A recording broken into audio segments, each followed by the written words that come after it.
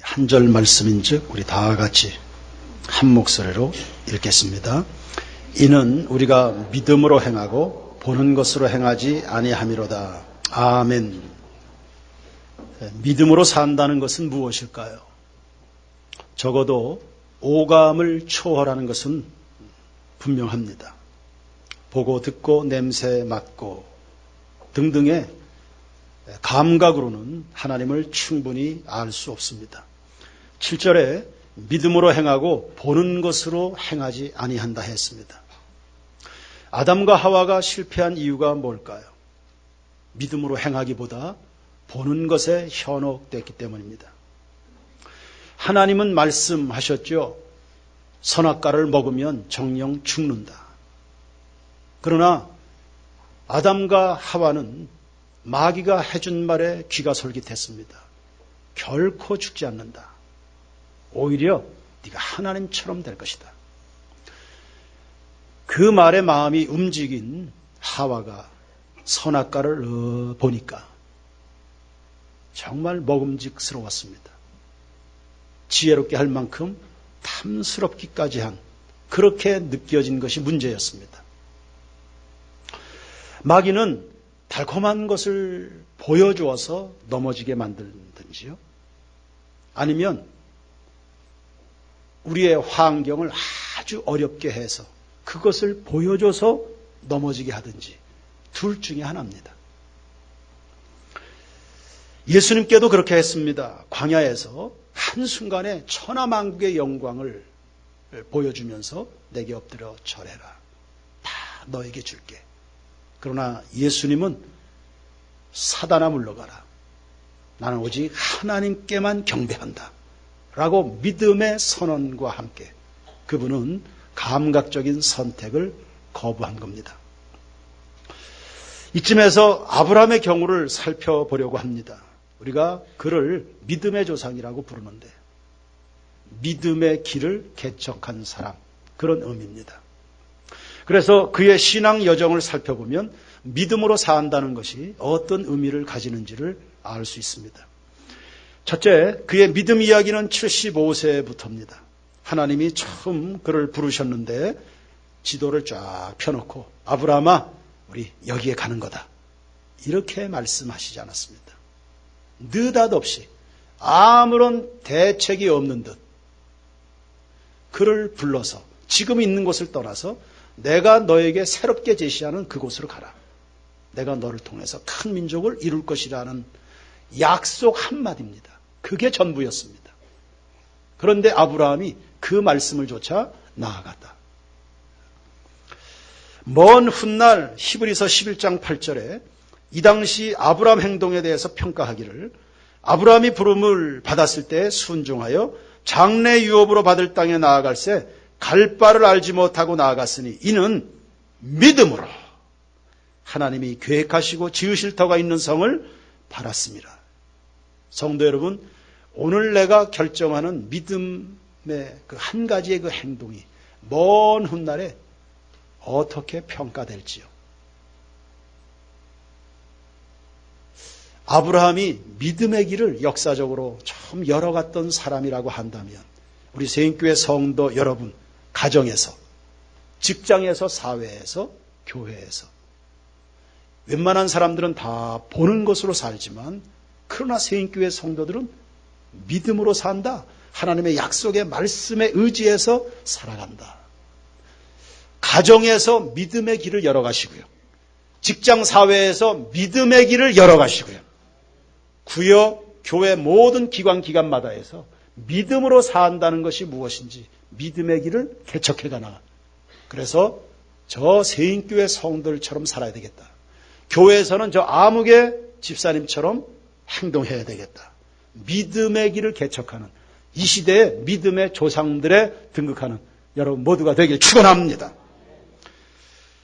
아브라함이 마침내 가나안에 도착했습니다. 믿음에는 늘 시험이나 연단이 있는 법입니다.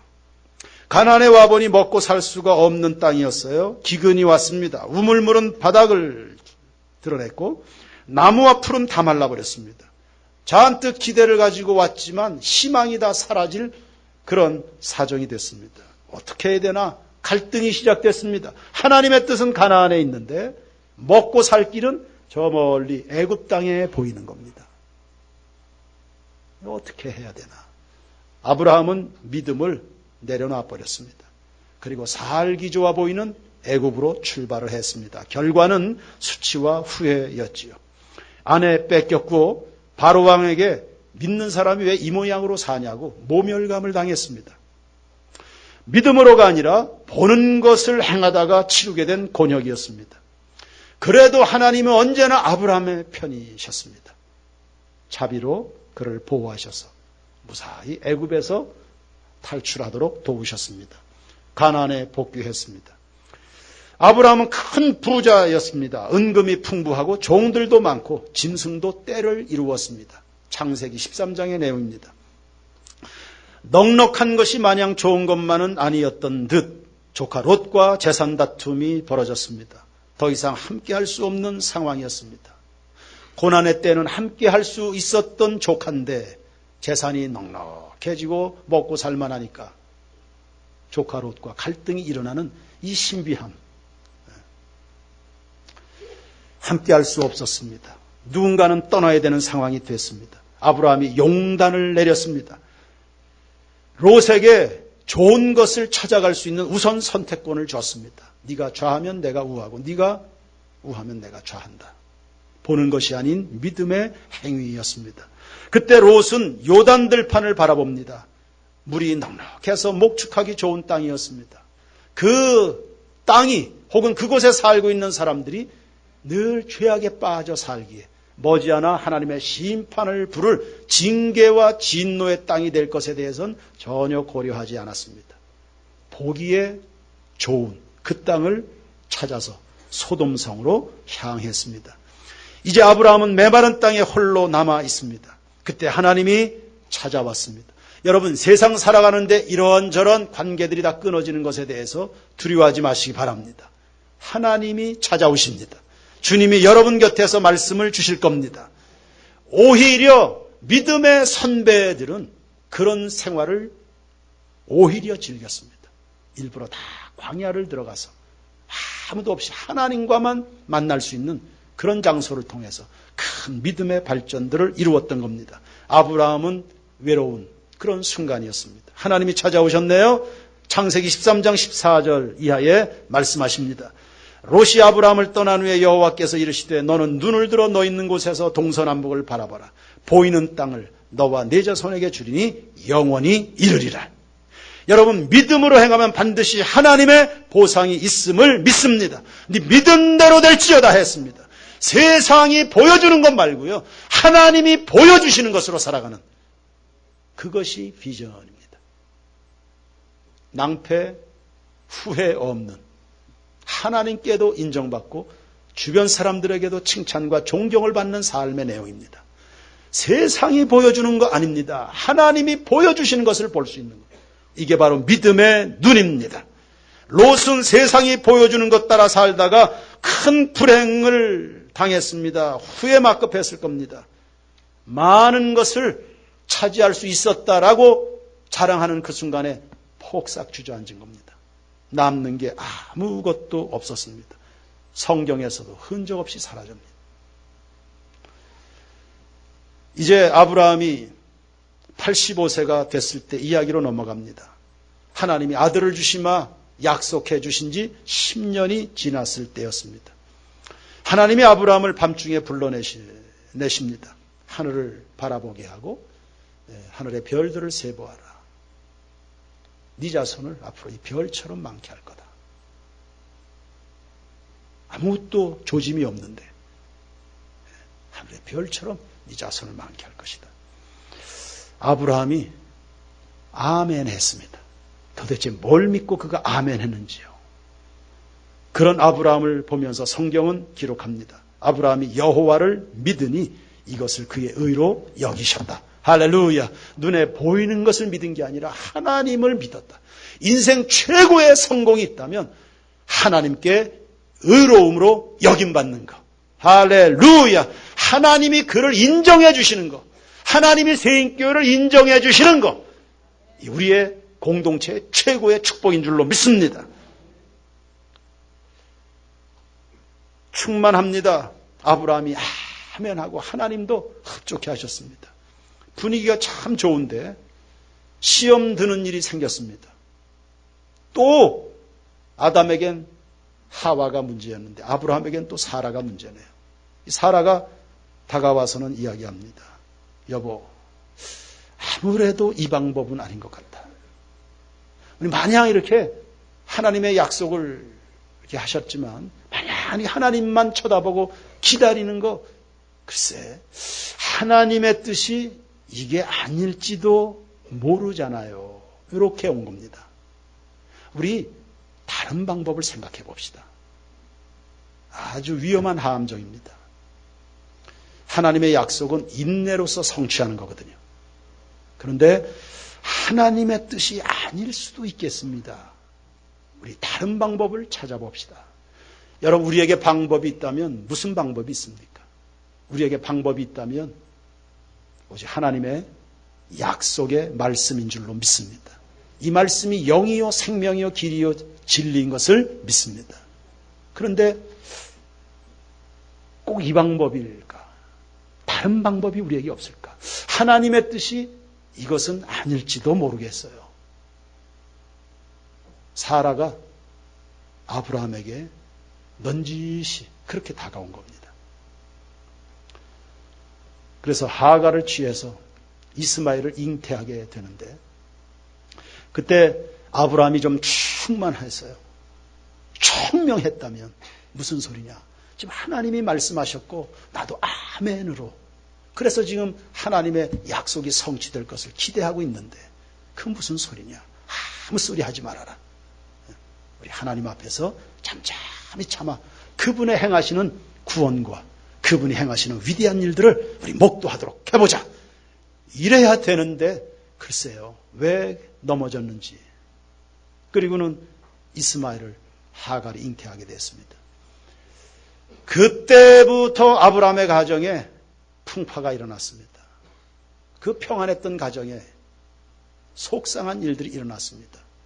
아이를 잉태한 하갈이 종인데 주인 사라를 멸시하기 시작합니다. 여러분, 권위의 문제가 생기는 것은 하나님의 권위에 우리가 실수했을 가능성이 많습니다. 그전에는 하갈이 꼼짝없이 사라의 권위에 순종했습니다. 그러나 아브라함과 사라가 엉뚱한 생각을 하면서부터요, 밑에서 치받기 시작하는 겁니다. 종에게 멸시를 당합니다. 사라가 가만히 있습니까? 남편에게 당신은 도대체 집안을 어떻게 다스리는 거냐? 종이 감히 나한테 대든다. 나를 무시한다. 집안의 질서를 잘 잡아달라. 사라는 또 아브라함을 붙들고 실랑이를 하고 집안 분위기가 참 어렵게 꼬여버리고 만 겁니다. 문제는 이 갈등이 그 당시로 끝난 것이 아니었습니다. 4,000년이 흐른 지금까지 이어지고 있으니 이스라엘과 아랍의 전쟁이 바로 그것입니다. 이스라엘은 사라의 후손이죠. 이삭의 후손입니다. 이슬람은 하갈의 소생. 그러니까 지금에 일어나는 기독교와 이슬람의 치고받는 이 전쟁은 전처와 후처의 소생들 간에 일어나는 그런 전쟁입니다.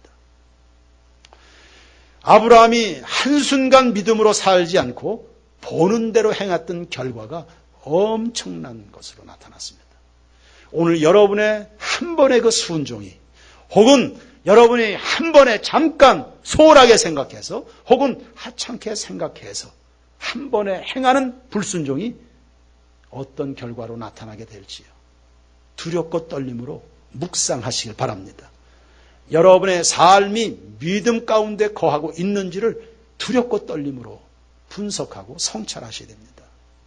잠깐 내가 저질래 하는 것으로 끝나지 않습니다. 아브라함이 이 땅을 떠났습니다. 떠난 이후 4,000년 동안 그가 행한 실수에 대해서 대가를 지불하고 있습니다.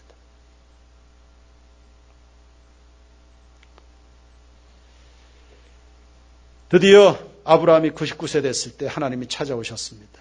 이름을 바꿔주셨습니다. 이름을 바꿔주셨다는 말은 이제는 삶의 내용 바라보는 꿈이 달라졌다는 것을 말합니다. 네 이름을 아브라함이라 하지 말고 이제는 아브라함, 열국의 아버지가 된다.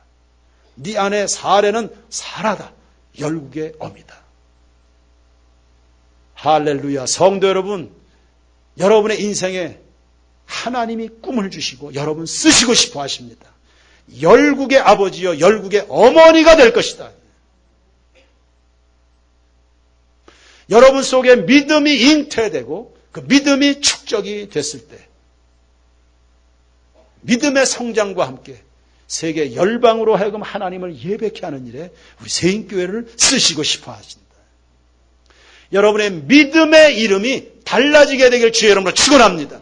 인간적인 믿음, 야고보서를 보십시오. 거짓된 믿음, 죽은 믿음, 행함 없는 믿음, 흉내만 내는 믿음, 마귀가 가지는 믿음, 알지만 믿지도 않고 순종도 하지 않는 다양한 종류의 믿음이 나옵니다.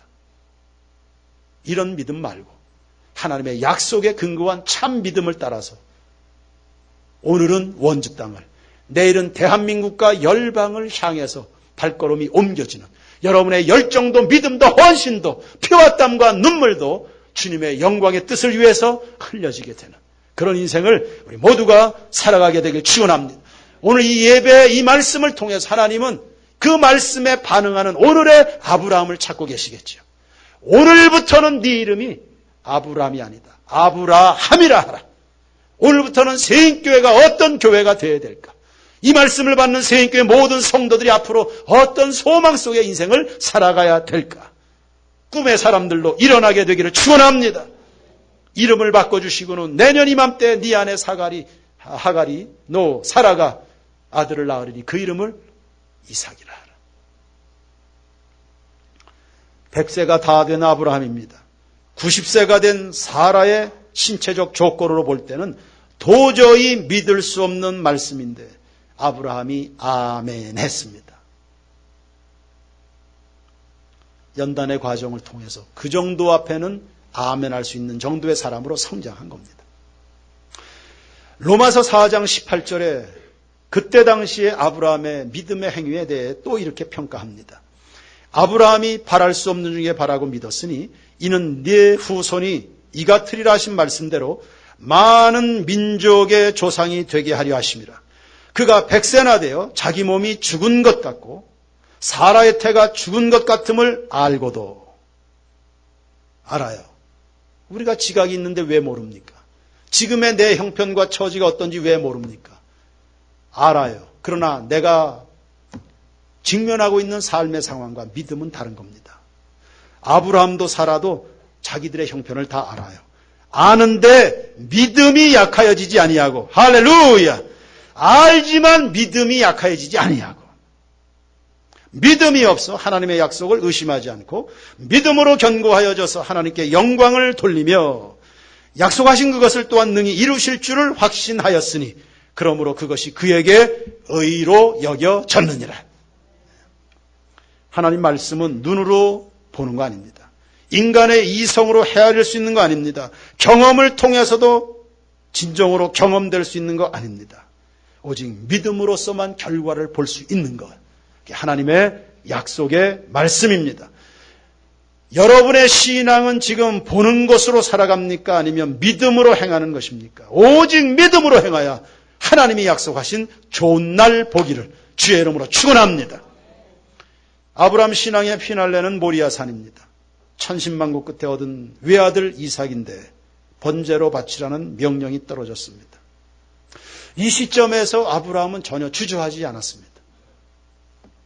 이거 주저해야 될 상황 아닙니까? 아들을 내놓으라는데, 자기 생명을 내놓으라는데, 100세 넘도록 그거 하나 바라보고 살아왔는데 그거 포기하라고 하니까 이거 주저할 만한 상황 아닙니까? 그런데 아브라함은 전혀 고민하거나 갈등하지 않았습니다. 그만큼 또 올라 있는 겁니다. 그만큼 또 연단이 돼서 그만큼 또 하나님에 대한 이해력, 그분에 대한 신뢰가 차오른 겁니다. 역시 또 이때 당시에 아브라함에 대해서 신약 성경이 평가합니다. 우리의 신앙 인생 하나님 앞에 다 이렇게 평가돼요. 히브리서 11장 17절 보시면 아브라함은 시험을 받을 때에 믿음으로 이삭을 드렸으니. 성경 참 은혜가 됩니다. 성경은 참 기가 막힙니다. 다시 제가 읽을게요. 뭘 강조하는지 생각해 보십시오. 아브라함은 시험을 받을 때에 믿음으로 이삭을 드렸으니. 시험을 받을 때 무엇을 해요? 시험이 올 때 어떻게 반응하라고요? 시험을 받을 때에 믿음으로 반응합니다. 시험에 들게 하지 마시고 악에서 건지시옵소서. 시험을 그대로 시험을 받으면 다 나가 떨어집니다. 믿음은 언제 필요한 겁니까? 시험이 올 때 필요한 겁니다. 그때 위력을 발휘하는 겁니다. 시험이 올 때에 믿음으로 이삭을 드렸으니 하나님이 능히 이삭을 죽은 자 가운데서 다시 살리실 줄로 생각한지라. 할렐루야. 아브라함의 신앙이 부활신앙까지 차올랐습니다.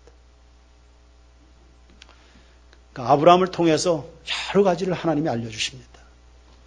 내 형편 알지만 하나님을 믿음으로. 시험이 왔지만 믿음으로.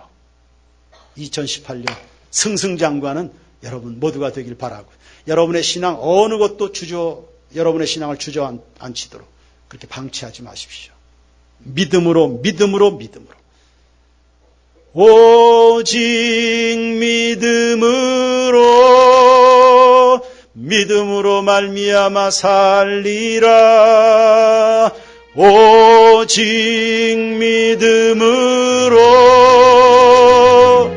믿음으로 말미암아 살리라. 할렐루야. 여러분 믿음의 욕심을 가지십시오. 여러분 개개인적으로 믿음에 대한 소망을 가지시기 바랍니다. 구원받는 믿음. 작은 문제들 하나하나 기도해서 응답받는 정도의 믿음. 그 정도가 아니라 아브라함처럼 믿음의 조상으로 믿음의 길을 개척한 사람이라고 하는 평가를 받을 만큼 믿음의 조상으로 등극하기까지의 그 믿음까지 여러분의 믿음이 성장하고요. 성장하기까지는 연단도 필요하지만 우리 마음에 소원을 두고 행하시는 하나님이시라 했는데 믿음의 욕심들을 갖게 되길 바랍니다. 그리고 그 믿음을 하나님은 쓰실 겁니다. 하나님 앞에 쓰임받는 우리 교우들이 되어야 되겠지요. 그래서 건강한 믿음을 위한 5가지 제언을 여러분에게 합니다. 첫째, 믿음은 하나님의 사랑과 관계에 있습니다. 하나님의 사랑을 깨닫는 수준이 곧 믿음이 됩니다. 그래서 에베소 2장 8절에 너희가 그 은혜로 인하여 믿음으로 말미암아 구원을 얻었나니 이것이 너희에게서 난 것이 아니요 하나님의 선물이라 했습니다. 믿음 앞에 하나님의 은혜가 나옵니다. 은혜에 대한 반응이 믿음입니다. 하나님이 날 얼마나 사랑하시는지, 지금까지 내 인생 전체가 하나님의 은혜로 뒤덮여 있다는 사실에 대해서 눈이 열리게 될 때 그것이 다 믿음으로 발전하게 되는 겁니다. 우리를 향한 하나님의 사랑은 보통 사랑입니까? 자기 아들을 주신 사랑입니다. 그 아들과 함께 모든 것을 따지지 않고 은사로 부어주시는 사랑입니다. 변함이 없으시네요. 아브라함은 부족하지만 하나님은 한결같으시네요. 그가 연약해서 넘어지지만 아무것도 할 수 없지만 늘 강하신 능력을 값없이 그에게 공급해 주신다. 그 하나님의 사랑이 내 안에 강물같이 밀려 들어오게 될 때 그것이 바로 믿음입니다. 여러분, 날 사랑하지 않는 사람 믿어줄 수 있습니까? 우리가 얼마나 어리석은지 전혀 나를 사랑하지 않는 사람의 말을 믿어서 사기당합니다. 그런 것은 믿는데 왜 주님은 그렇게 믿어드리질 못할까요? 그분의 사랑은 확증된 사랑 아닙니까? 사람들의 사랑은 점검되지 않았을 수도 있습니다. 주님의 사랑은 확증됐습니다. 로마서 5장 8절입니다. 우리가 아직 죄인 되었을 때 그리스도께서 우리를 위하여 죽으심으로 우리에게 대한 자기의 사랑을 확증하셨느니라. 2000년 전에 갈보리의 십자가로 온 인류를 향해서 선포된 그 놀라운 하나님의 사랑입니다.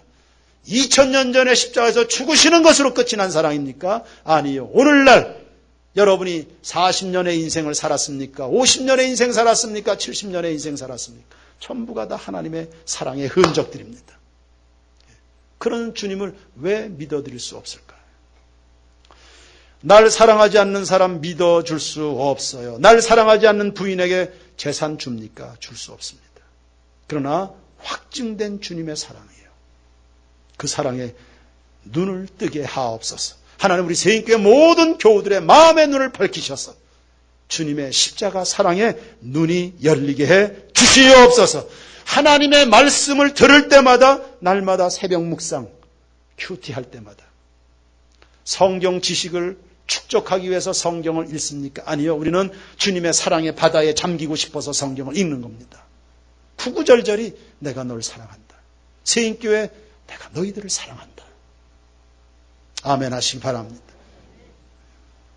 하나님이 세상을 이처럼 사랑하사 도대체 무슨 자격이 있기로 나를 이처럼 사랑하셨을까요? 두 번째, 좋은 믿음을 위해서는 순종하는 즐거움을 가지십시오. 하나님의 사랑을 아는 사람은 뭐든지 순종합니다. 다시 이야기합니다. 하나님의 사랑을 아는 사람은 뭐든지 다 순종합니다. 보통 사람들은 믿어줘야 순종한다고 하지만 순종할 때 믿어진다는 역사를 기억하십시오. 영국의 목사인 싱클러의 퍼거스는 이런 이야기 했습니다. 우리는 오직 순종 가운데서만 하나님 뜻의 위대한 기쁨을 발견할 수 있다. 보네퍼 목사님은 믿는 자들만이 순종할 것이며 순종하는 자들만이 믿게 될 것이다. 조지 맥도널드는 순종은 모든 축복의 문을 여는 열쇠라고 했습니다. 주일 성수의 기쁨, 그 행복, 그 축복은 누가 믿을 수 있겠습니까? 주일 성수의 그 기쁨, 그 감격, 그 은혜, 그 사랑, 그 축복 누가 믿을 수 있습니까? 아무개 성도여 주일 소리하면 안 돼. 주일 잘 지켜야 돼. 그 말을 누가 해줄 수 있습니까? 주일 성수 해본 사람이 하는 겁니다. 11조 생활을 해라. 곡식 창고에 쌓을 곳이 없도록 하나님이 부어주신다는 그 11조 생활의 축복을 누가 믿을 수 있습니까? 11조 생활을 하는 사람들이 믿는 겁니다. 기도의 능력을 누가 믿습니까? 기도해본 사람이 믿게 되는 겁니다. 감사하면 천국 된다. 감사의 능력을 누가 믿을 수 있습니까? 감사가 생활에 된 사람들입니다. 감사하면 기적이 일어난다. 우리는 아는 것으로 살지 말고 행하는 것으로 살아가는 교우들이기를 축복합니다. 세 번째는 말씀을 부지런히 많이 밤낮으로 읽으십시오. 믿음은 거저 생기지 않습니다. 말씀이 믿음의 자양분입니다. 전도자 무디가 이런 고백을 했습니다. 나는 믿음을 달라고 하나님 앞에 엄청 기도했다. 기도하면 믿음이 뚝뚝뚝뚝 떨어지는 줄로 생각했다. 그러나 믿음은 한 방울도 오지 않았다. 그러다가 로마서 10장 17절 말씀을 읽었다. 믿음은 들음에서 나고 들음은 그리스도의 말씀으로 말미암는다. 그때 비로소 성경은 제쳐놓고 믿음 달라고 기도했던 내가 얼마나 부끄러웠는지 모른다. 그때부터 성경을 묵상하고 그때부터 말씀을 연구하고 말씀이 내 가슴에 들어오면서 내 믿음에 불이 붙었다. 다시 따라서 합시다. 날마다 새벽 묵상. 날마다 새벽 묵상. 인생 해답 말씀에 있는 줄로 깨닫게 되기를 바랍니다. 네 번째, 성령의 인도를 따르십시오. 고린도전서 2장 10절에 오직 하나님이 성령으로 이것을 우리에게 보이셨으니 성령은 모든 것, 곧 하나님의 깊은 것까지도 통달하시느니라. 요한복음 16장 13절 진리의 성령이 오시면 그가 너희를 모든 진리 가운데로 인도하신다. 여러분, 인생은 언제나 선택의 연속이죠. 어떻게 선택할까? 어디로 선택할까? 믿음으로 선택할 것이냐? 보는 대로 선택할 것이냐의 문제입니다. 우리 실수 많이 합니다. 다시는 그러지 말아야지 다짐하고 노력하지만 또 시행착오를 겪습니다. 그러나 그때마다 성령님을 의지해서 기도하면 하나님의 깊은 것까지도 다 통달하시는, 우리의 걸음을 진리로, 승리로, 영광으로, 능력으로 인도하시는 그 지혜의 영이신 성령님을 의지해서 살아가다 보면 실수 없도록 우리 마음에 감동하시는 주의 역사를 따라서 주님의 선하신 뜻을 이루고 하나님께는 영광이 되고 내 인생은 축복이 되도록 삶을 만들어 가게 될 것을 믿습니다. 육신의 찰나적 감각으로 선택하지 마십시오. 그거는 실패입니다. 성령님 붙드시길 바랍니다. 술 취하지 말라. 이는 방탕한 것이니 오직 성령의 충만을 받으라 했습니다. 마지막 5번째, 믿음의 선포를 생활하십시오. 우리 인생은 말하는 대로 됩니다. 우리 인생은 말하는 대로 됩니다. 여러분의 말하는 내용이 곧 여러분의 믿음의 수준입니다. 여러분의 속에 있는 것이 다 말로 나오게 되어 있습니다. 성도들은 하나님이 말씀하시는 그 말씀으로 말을 해야 됩니다. 그래서 여러분의 인생이 복되길 원한다면 이제는 말하는 스타일을 바꿔야 됩니다. 아멘, 할렐루야, 감사해요, 사랑해요, 축복해요, 잘 될 거예요, 주님이 함께 하세요, 주님이 도와주세요, 주님이 우리를 새롭게 하셨어요, 하나님은 여호와 이레이세요, 우리의 가는 길을 예비하시는 분이세요, 우리의 기도에 응답하십니다, 우리 위해서 놀라운 일을 행하셨고 앞으로도 새 일을 행하실 줄로 믿습니다. 말 습관들을 다 바꿔야 됩니다. 사람이 마음으로 믿어 의에 이르고 입으로 신하여 구원에 이른다 했습니다. 나를 사랑하신 하나님께서 언제나 나와 함께 계심을 믿고 담대하게 선포하고 믿음으로 행하는 것입니다. 불신자와 우리가 다른 것이 뭐가 있겠습니까? 세상 사람들은 다 보는 것으로 살지만 우리는 믿음으로 삽니다. 믿음의 삶이라고 하는 것은 세상의 방법이나 법칙을 초월해서 하나님의 기적으로 산다는 말입니다. 우리가 다 할 수 있으면 왜 믿습니까? 여러분들이 하고 싶은 거 다 할 수 있다면 왜 우리가 하나님을 의지합니까? 할 수 없으니까. 우리는 못하니까. 우리에겐 방법이 없으니까 하나님을 믿음으로 하나님의 은혜를 힘입어 살아가는 겁니다. 믿는 자의 삶은 곧 기적의 삶입니다. 우리의 지나온 인생 기적 아닌 게 있습니까? 할 수 있거든이 무슨 말이냐? 믿는 자들에겐 능치 못할 일이 없느니라. 오, 주님, 우리의 믿음 없는 것을 도와주십시오. 믿음 없는 것을 도와주십시오. 허접한 믿음에서 믿음의 길을 개척해 나가는 큰 믿음의 사람으로, 아니 가장 보기 좋게 표현한다면 믿음의 영웅으로 평가받을 만큼 태산 같은 믿음으로 차오를 수 있는 우리 세인교회 교우들이 되게 하옵소서. 옆에 인사하십시오. 열국의 아버지십니다.